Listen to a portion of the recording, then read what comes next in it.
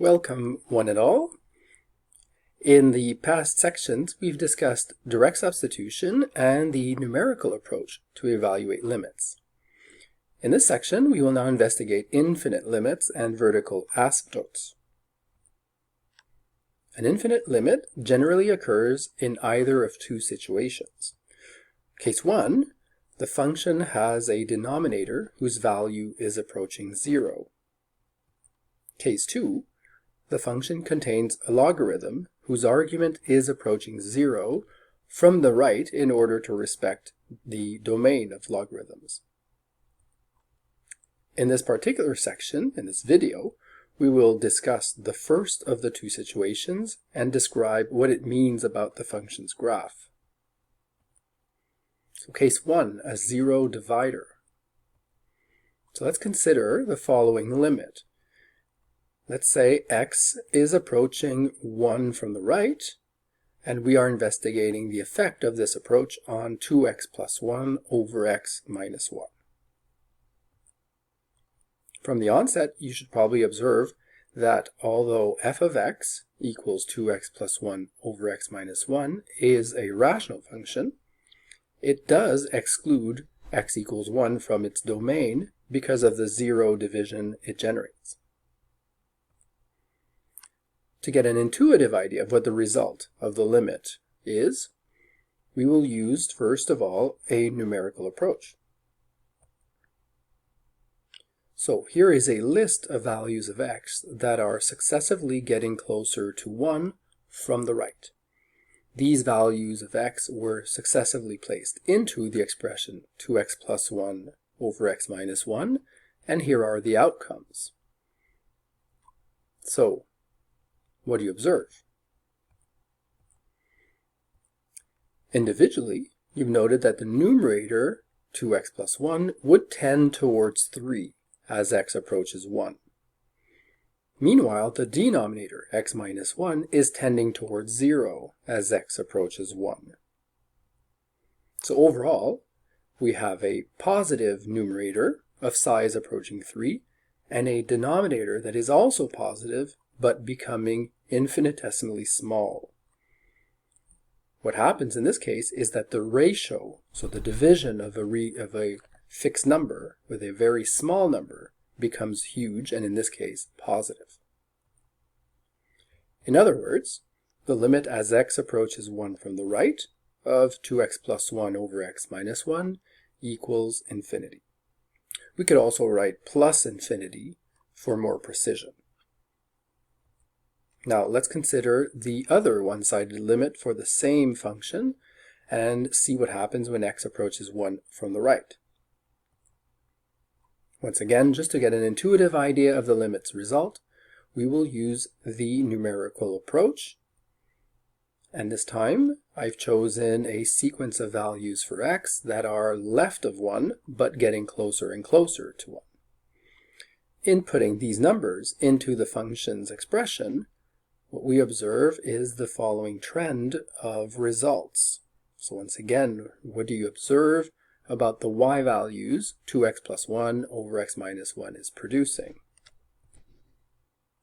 Individually, the numerator 2x plus 1 is heading towards 3 as x approaches 1.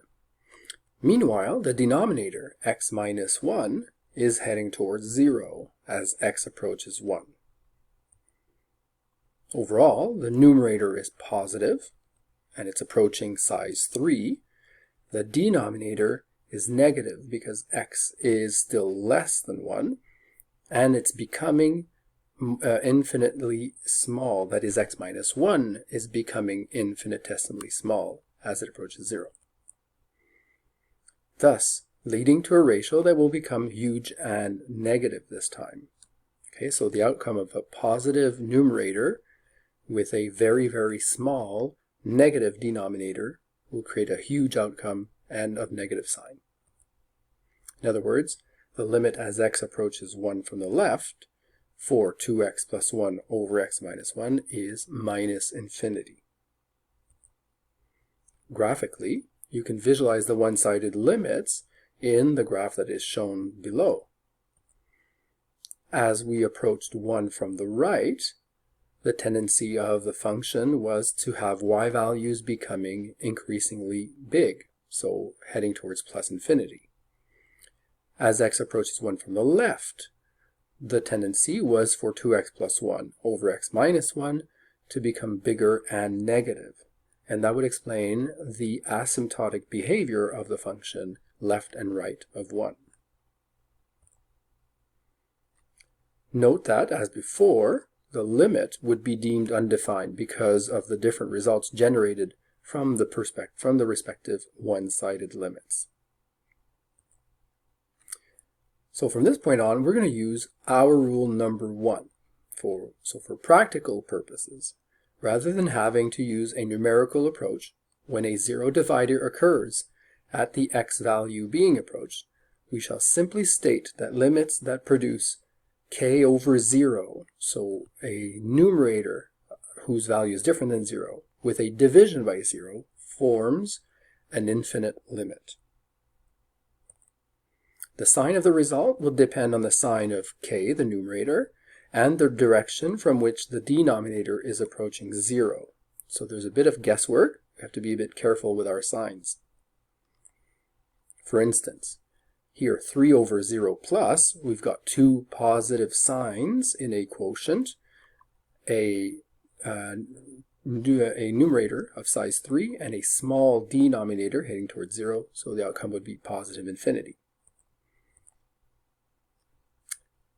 In this example, we have a limit as x approaches 2 from the left. So we are thinking numbers that are becoming closer to 2, but not quite there yet.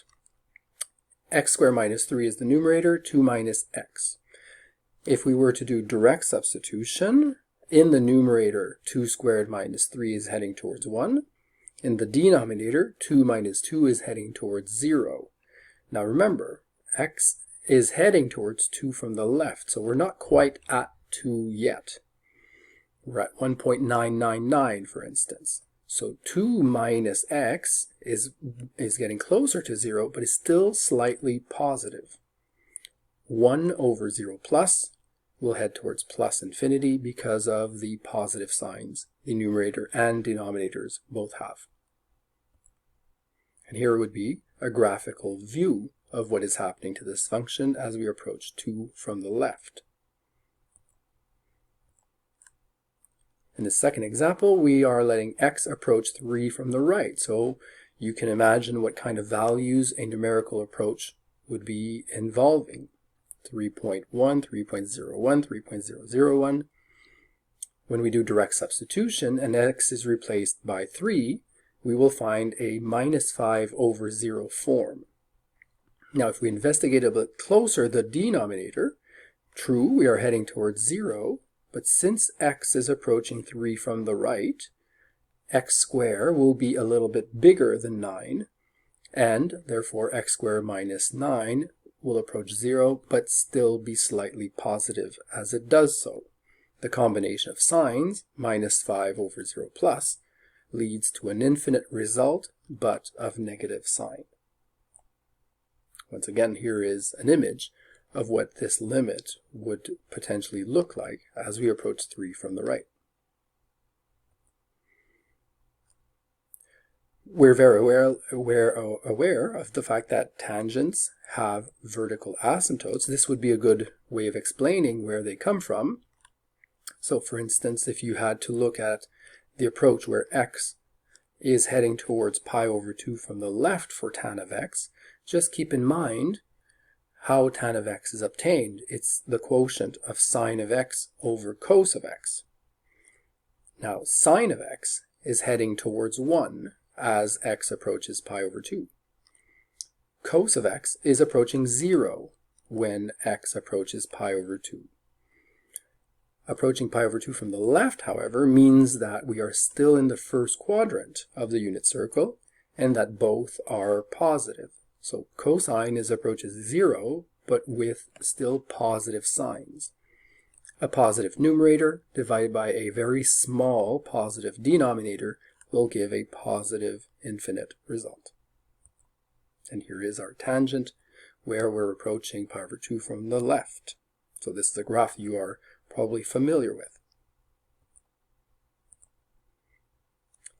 As x approaches 0, in this example, there is no mention of the side. However, we'll see that the side from which we're approaching is not necessary. 3x plus 7 over x squared is the function whose limit is being applied to. Direct substitution will allow us to find 7 as the numerator's value being approached, and as x goes towards 0, x squared is becoming 0. I've already inscribed a 0 plus sign because here x is squared. So whether x is approaching 0 from the left or from the right, there is no way to get a disagreement between the two one-sided limits. So this is clearly a 7 over 0 plus result, which leads to a plus infinite outcome. Now, here we are absolutely sure the denominator will remain positive only because of the x squared term. We would have to be more careful with, for example, an odd power. And here is the graph where we have the two one-sided limits agreeing to go to plus infinity.